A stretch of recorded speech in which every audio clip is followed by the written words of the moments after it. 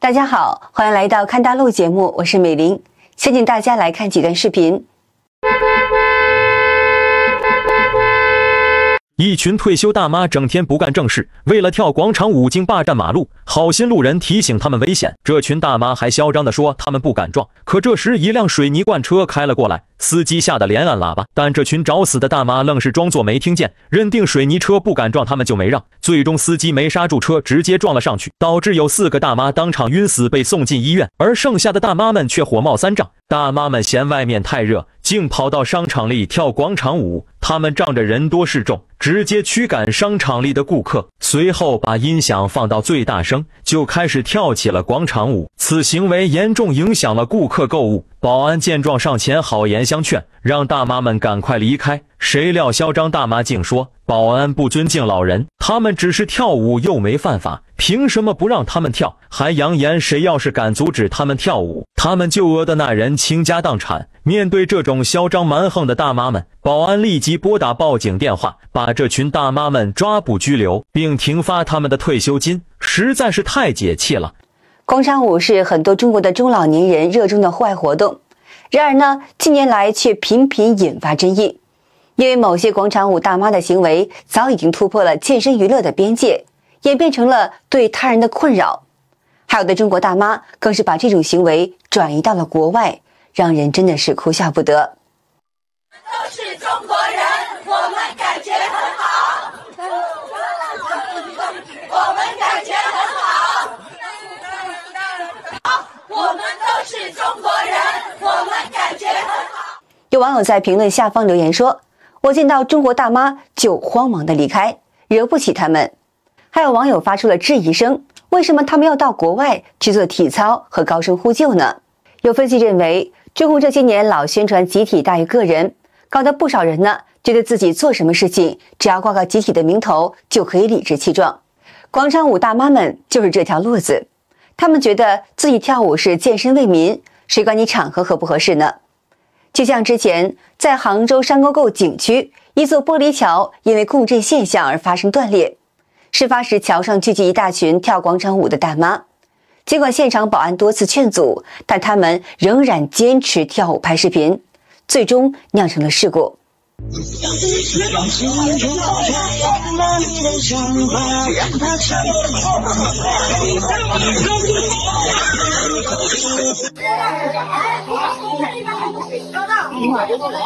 他们跳都跳不来的，他们。先放在这。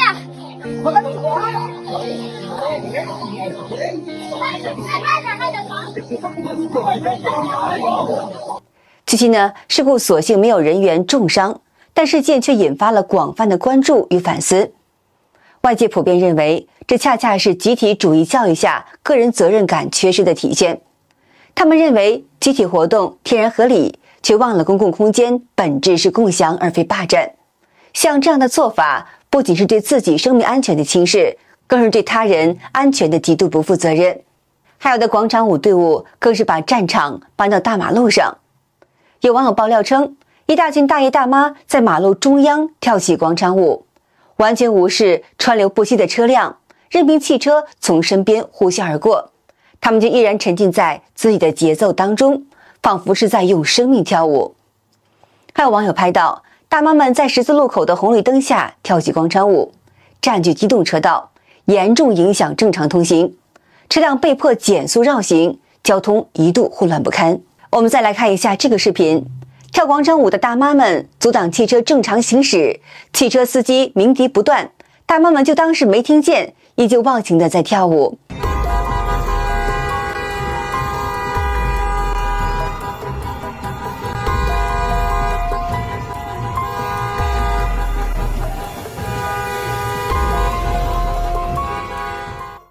对此呢，有不少网友呼吁，应尽快对广场舞占用公共道路、妨碍交通的行为进行明确的立法管控，既维护了公共秩序，也保证他人的安全与权益。跳舞锻炼身体可以理解，但是不应该以牺牲他人的便利作为代价。另外呢，在不少城市，小区或者公园内本来就稀缺羽毛球场、篮球场空地，经常在早晚高峰时段被广场舞大妈们团体给占用了。人们一旦提出异议，常常会遭遇大妈们反呛。他们会说：“我们跳了一会儿又怎么了？我们岁数大了就不能活动了？小孩让老人不是应该的吗？”这你看你是看不见吗？你看，这本来就是羽毛球的场地啊。你反正我们上哪来就你看这是怎么说话？说啊，我们板上的本来就是打羽毛球的场地，什么意思呀？这倚老卖老呗，就是欺负小姑娘呗。哎呦，你这话说的倒是。那你说，来你说，来挺顺便的，捡起来就说呀。来你说，天天在这跳舞。这本来就打羽毛球的场地，这样跳舞的啊？行，找物业。找物业说。哟，还挺横。物业规定让你跳舞的是吗？从哪儿写着了？从哪儿写让你跳舞了？那么还有网友记录下这样的一幕：在一个篮球场，大妈们坚持跳广场舞，霸占场地。舞是正打球的年轻人，男孩子们找他们理论也是无济于事。那还有网友说，好好一个广场也被广场舞给霸占了。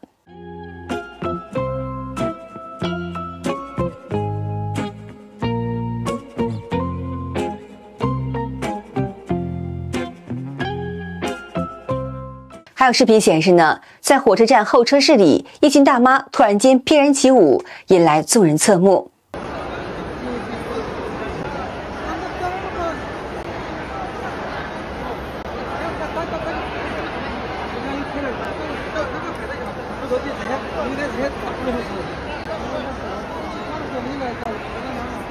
他们似乎无时无刻不在寻找刷存在感的舞台，哪怕是在公共场合拥挤的交通枢纽，也丝毫不顾他人的感受，自顾自地跳得起劲儿。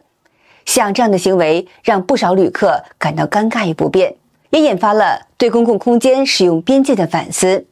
外界还观察到，现在大妈们的舞蹈热情在某些情况下已经变得失控了，尤其是在一些本不应该成为舞台的场合，比如像是火灾现场、事故边缘，甚至医院外等地。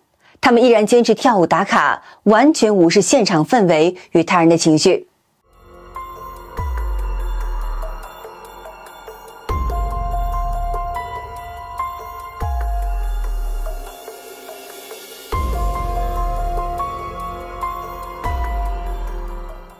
另外，广场舞大妈不分白天黑夜的扰民行为也是司空见惯。有网友说，他家附近有个小花园，原本是一个散步、遛狗、晒太阳的好地方，但现在呢，彻底被广场舞大妈联盟给霸占了。他们分成不同的门派，上午一场，下午一场，晚上再来一场，轮番的上阵，从不间断。配合他们的是震耳欲聋的大音响，不管你是不是听众，你都得享受一整天的迪斯科洗脑循环。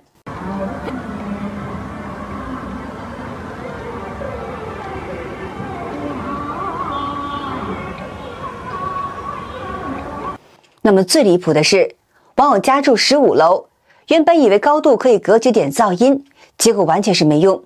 每一次开跳，窗户都在微微的震动，楼上楼下全是共鸣。中午偶尔想补个觉，刚刚闭上眼睛，那边音乐就已经高能开场，梦都被跳碎了。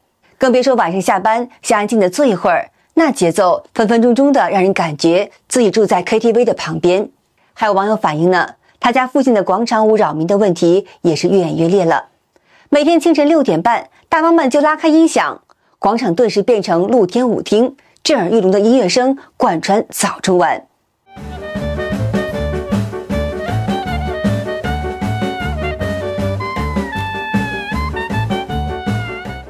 这里居民多次拨打110报警，联系12345投诉，却始终没有明显改善。尤其是家里有孩子的家庭，孩子早上被吵得无法安心的休息，影响学习；大人呢，也被长期的噪音折磨的是疲惫不堪，上班精神不济，身心俱疲。外界认为，中国教育体系长期以服从权威为核心，缺乏对公民的意识和公共道德的培养。结果就是许多人只关注自身的需求，缺乏对他人的尊重与边界感。中共的宣传往往强调和谐社会，却没有真正教导公民如何在日常生活中践行对他人的尊重，导致这种矛盾在公共空间中不断的被激化。面对这种屡禁不止、扰人清静的现象，网友们纷纷呼吁，是时候拿出切实可行的办法来规范这类行为了。然而呢，居民多次投诉噪音扰民，甚至拨打110或者是12345求助，却没有有效的改善。小区物业推诿，监控恰好坏了，基层管理形同虚设，导致居民不得不采取极端手段来反击。有一个小区在业主多次投诉无果以后，忍无可忍的他们想出了一招，通过跑腿服务平台下单，雇佣跑腿小哥悄无声息地跑走大妈们的音响设备，此举让广场舞活动戛然而止，大妈们哑然失措，小区也暂时恢复了安静。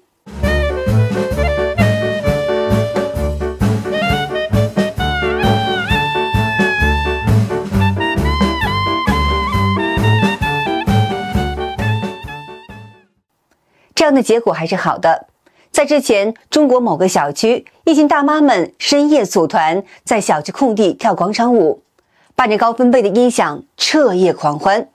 不料呢，第二天便遭到业主的投诉，物业出面警告他们要降低音量，大妈们非但不听，反而是变本加厉，购置4排更大功率的音响，将跳舞时间延长至凌晨3点，扰民程度再度升级。正当他们跳得兴起时，突然间一大滩墨水从天而降，精准砸中舞群，场面一片狼藉。身上全都是这个妹子，然后没看街上就是妹子，都是眼睛、嘴巴到处长啊，嘴巴里面我们涂了很多黑的。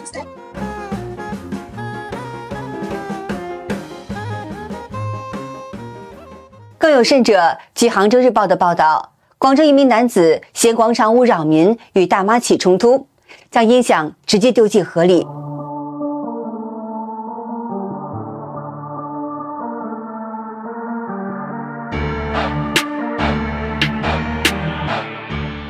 有意思的是，在北京地铁上，一个大妈要求小伙给让座，小伙发现大妈竟是广场舞的领队，几句话把大妈给说破防了。看我这把老婆腰酸背痛的，你就这么眼睛要我在这站着？大妈，您认识我吗？不认识。可我认识您呢，您是广场舞的领队对吗？早上我上班的时候你在跳舞，晚上我下班的时候您还在跳舞，夜里我睡觉了您还在领他们跳舞，我觉得您跳的挺带劲儿的，这怎么一上车您就腰酸背疼了呢？我跟你说了。有分析认为，广场舞乱象屡禁不止，也反映出了社会管理机制的缺陷。中国治理模式倾向于自上而下的控制，但在基层执行层面往往是流于形式。当然了，广场舞本身没有什么问题，老年人跳跳舞、交交朋友其实挺好的。但是当这种活动演变为对他人的困扰，甚至危及公共安全时，就必须要反思其背后的文化与制度的根源。中共长期以来的教育和治理模式，塑造一部分人自私、缺乏边界感的思维方式，同时呢，也没有提供有效的基层管理机制来解决问题。好的，今天就和大家聊到这儿了，请您记得点赞、订阅、留言，并且分享给您的朋友们。感谢您的支持，我是美玲，我们下期见。